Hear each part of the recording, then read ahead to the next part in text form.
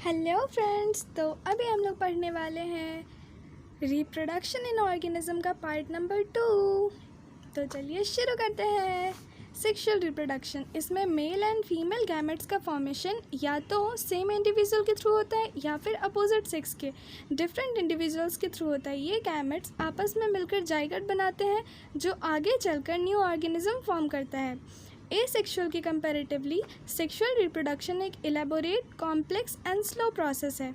इससे बनने वाली संतानें अपने पेरेंट्स या फिर एक दूसरे के आइडेंटिकल लाइक क्लोन होती हैं।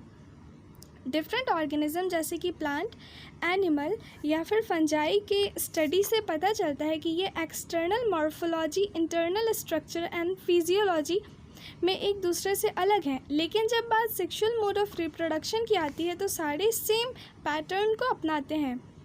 जुवेनाइल फेज, ऑर्गेनिज्म अपने लाइफ में, अपने जीवन में रिप्रोडक्टिव फंक्शनल होने से पहले जुवेनाइल फेज में जाते हैं, जहां वो ग्रोथ एंड मैच्योरिटी की सर्टेन स्टेज को धारण करते हैं।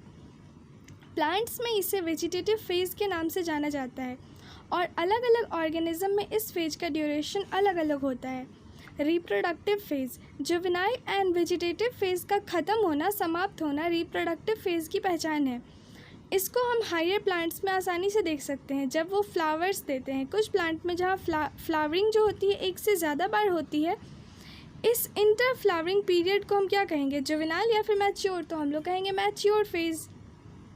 एनुअल मतलब साल में एक बार एंड बाइनियल मतलब साल में 2 बार टाइप के plant vegetative, reproductive and senescent phase को क्लियर कट स्पष्टता शो करते हैं। लेकिन पेरिनियल प्लांट्स में इन फेजेस को क्लियरली डिफाइन करना डिफ़िकल्ट होता है, कठिन होता है।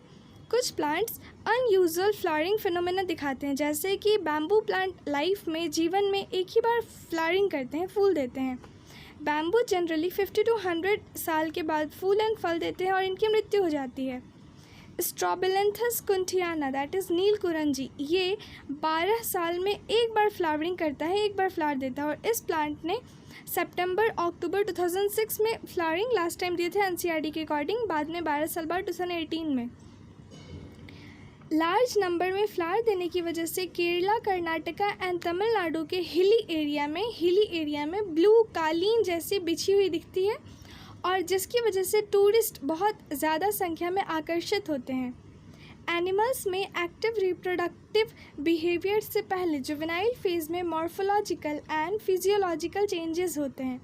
अलग अलग ऑर्गेनिज्म में रिप्रोडक्टिव फेज की ड्यूरेशन अलग अलग होती है। नेचर में रहने वाली चिड़िया जो बर्ड है सिर्फ सीजनली अंडे देती है।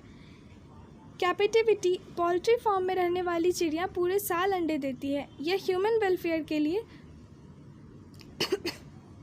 चिड़ियों की कमर्शियल एक्सप्लॉयटेशन है जो नेचुरल रिप्रोडक्शन से संबंधित नहीं है।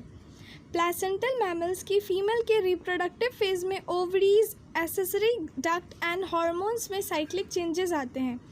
Cow, sheep, deer, dog, rat, tiger जैसे नॉन प्राइमेट एंड मैमल्स में रिप्रोडक्शन के टाइम पर आने वाले साइक्लिक चेंजेस को ऑयस्ट्रस साइकिल कहते हैं। OESTRUS, oestrus cycle. जबकि primate, monkey, ape and humans में ये मेंस्ट्रुअल साइकिल कहलाती है। नेचुरल वाइल्ड कंडीशन में रहने वाले बहुत सारे मैमल्स अपने रिप्रोडक्टिव साइकिल को सिर्फ फेवरेबल सीजन में शो करते हैं। ऐसे एनिमल्स को सीजनल ब्रीडर्स कहते हैं।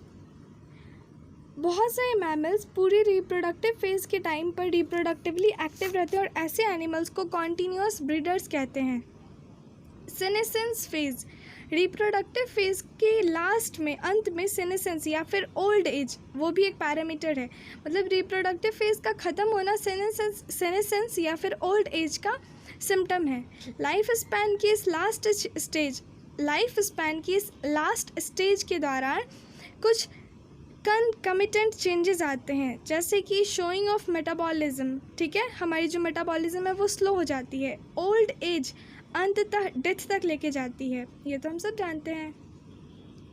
प्लांट एंड एनिमल में juvenile, reproductive and senescence phase के बीच ट्रांजिशन के लिए हार्मोन्स रिस्पॉन्सिबल होते हैं। Hormone and certain environmental factors के बीच इंट्रैक्शन, तालमेल, रिप्रोडक्टिव प्रोसेस एंड ऑर्गेनिज्म के बिहेवियरल एक्सप्रेशन को रेगुलेट करते हैं। मैच्योरिटी अटेन करने के बाद सारे सेक्सुअली रिप्रोड्यूसिंग ऑर्गेनिज्म जो इवेंट एंड प्रोसेस शो करते हैं वो फंडामेंटली सिमिलर होते हैं। हालांकि सेक्सुअल रिप्रोडक्शन से संबंधित स्ट्रक्चर वास्तव में रियलिटी में बहुत डिफरेंट होते हैं। सेक्सुअल रिप्रोडक्शन की events elaborate, complex and slow होती है एंड एक रेगुलर सीक्वेंस को फॉलो करती है।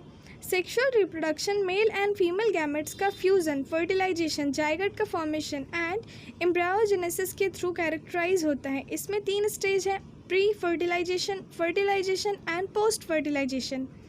प्री फर्टिलाइजेशन इवेंट्स, गैमेट के फ्यूजन से पहले होने वाली सेक्सुअल इवेंट्स को प्री फर्टिलाइजेशन इवेंट्स कहते हैं। Gametogenesis and gamete transfer 2 main pre fertilization events हैं।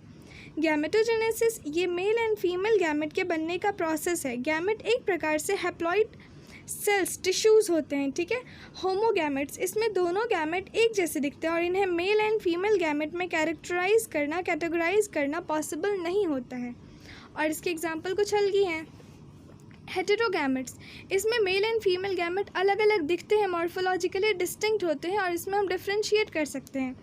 मेल गैमेट को एंथेरेजॉइड या फिर स्पर्म या एंड फीमेल गैमेट को एग या फिर ओवम कहते हैं।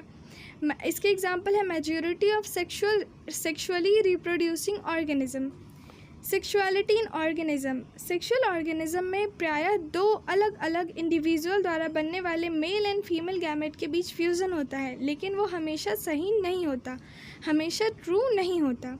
अब प्लांट की बात करें, प्लांट में mail and female reproductive structure same plant में हो तो इसे बाईसेक्सुअल प्लांट कहेंगे एंड डिफरेंट प्लांट पर हो तो इसे यूनिसेक्सुअल प्लांट कहेंगे। मतलब अगर मेल फीमेल सेम प्लांट पे है तो बाईसेक्सुअल प्लांट और अगर डिफरेंट प्लांट पे है तो यूनिसेक्सुअल प्लांट। बहुत सारी फंजाई एंड प्लांट में बाईसेक्सुअल कंडीशन को होमोथैलिक या फिर मोनोसियस जैसे शब्द से डिनोट करते हैं। बहुत सारे फंजाई एंड प्लांट में बाईसेक्सुअल कंडीशन को होमोथैलिक या फिर monoecious and heterothallic and dioecious unisexual condition के लिए, ठीक है। यूनिसेक्सुअल कंडीशन के लिए क्या है? हेटेरोथैलिक एंड डायोसियस। फ्लावरिंग प्लांट में यूनिसेक्सुअल मेल फ्लावर को staminate and unisexual female flower को पिस्टिलेट कहते हैं। जो फ्लावरिंग प्लांट्स है उसमें यूनिसेक्सुअल मेल फ्लावर को staminate and unisexual female flower को पिस्टिलेट कहते हैं। कुछ फ्लावरिंग प्लांट में mail and female flower same plant पर होते हैं जिन्हें मोनोसियस प्लांट कहते हैं। लाइक एग्जाम्पल है cucurbits and coconut. Mail and female flower जब अलग अलग प्लांट्स पर होते हैं तो इसे डायोसियस प्लांट कहते हैं। एग्जाम्पल है इसका date, palm, papaya. Animals, bisexual animal, hermaphrodite. Example है earthworm, sponge, tapeworm, leech etcetera. Bisexual animal के एग्जाम्पल हर्मेफ्रोडाइट होते हैं, इसके एग्जाम्पल है earthworm, sponge, tapeworm, leech etcetera. Unisexual animal में है cockroach. Cell division during gamete formation, सारे heterogametic species में गैमेट 2 टाइप के होते हैं, male gamete and female gamete. Gametes haploid होते हैं, लेकिन गैमेट बनाने वाली पैरेंटल प्लांट बॉडी या तो हैप्लॉइड होती है या तो diploid. Haploid parental body मोनरा, fungi, algae, bryophyte से संबंध रखने वाले कई ऑर्गेनिज्म में हैप्लॉइड गैमेट माइटोसिस के थ्रू बनते हैं। किसके थ्रू? माइटोसिस के through. Diploid parental body pteridophytes, gymnosperm, angiosperm and approx सारे एनिमल्स, ह्यूमंस में भी हैप्लॉइड गैमेट मियोसिस के थ्रू बनते हैं। कैसे बनते हैं? मियोसिस के थ्रू। डिप्लॉइड ऑर्गेनिज्म में बॉडी की स्पेशलाइज्ड सेल जैसे कि मियोसाइट्स, गैमेट मदर सेल में मायोसिस होती है और मायोसिस के अंत में क्रोमोसोम का केवल एक ही सेट गैमेट में ट्रांसफ़र होता है। यहाँ पर एग्जांपल्स हैं, ह्यूमन बीइंग में 46 2n है एंड 23 n है, हाउस फ्लाई में 12 and 6, रैट में 42 and 21, डॉग में 78 and 39, कैट में 38 and 19, फ्रूट फ्लाई में 8 and 4, ऑफियोग्लॉसम ऑफ फर्न उसमें होते हैं 1260 और 630, एप्पल में 34 and 17, राइस में 24 12, मेज में 20 and 10, potato 48 and 24, butterfly 318 190, onion में 16 and 8। अब बात करते हैं गैमेट ट्रांसफ़र की। मेल एंड फीमेल गैमेट बनने के बाद दोनों फिजिकली एक दूसरे के पास आते हैं ताकि फ्यूज़न हो सके। ज़्यादातर ऑर्गेनिज्म में मेल गैमेट मोटाइल होता है, मतलब मूवेबल होता है, मूव कर सकता है, एंड फीमेल गैमेट स्टेशनरी रुकी हुई होती है।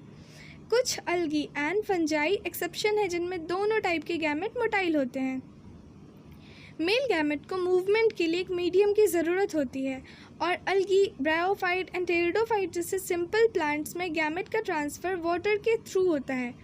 ज़्यादा नंबर में मेल गैमेट फीमेल गैमेट तक पहुंच नहीं पाते हैं। ट्रांसपोर्ट के टाइम पर मेल गैमेट के लॉस को कंपनसेट करने के लिए, पूर्ति करने के लिए मेल गैमेट फीमेल गैमेट की तुलना में कई हज़ार गुना ज़्यादा होते हैं। सीड प्लांट में मेल गैमेट को पॉलन ग्रेन कैरी करता है एंड एग ओव्यूल में पाया जाता है। पॉलन ग्रेन एंथर में प्रोड्यूस होते हैं। पॉलन ग्रेन स्टिग्मा पर ट्रांसफ़र होते हैं ताकि फर्टिलाइजेशन हो सके। Bisexual self fertilising plant P में पॉलन ग्रेन का एंथर से स्टिग्मा तक पहुंचना बहुत आसान होता है क्योंकि एंथर एंड स्टिग्मा आसपास होते हैं एंड पॉलन ग्रेन शेड मतलब झड़ने के तुरंत बाद स्टिग्मा के कांटेक्ट में आ जाते हैं। क्रॉस पॉलिनेशन डायोसियस प्लांट के साथ प्लांट में पॉलन ग्रेन एंड का स्टिग्मा पर ट्रांसफ़र एक स्पेशल इवेंट के थ्रू होता है जिसको कि हम पॉलिनेशन कहते हैं। स्टिग्मा पर पॉलन ग्रेन जर्मिनेट होकर पॉलन ट्यूब बनाती है and pollen tube male gamete को ओव्यूल तक लेके जाती है एंड एग के पास डिस्चार्ज कर देती है, छोड़ देती है।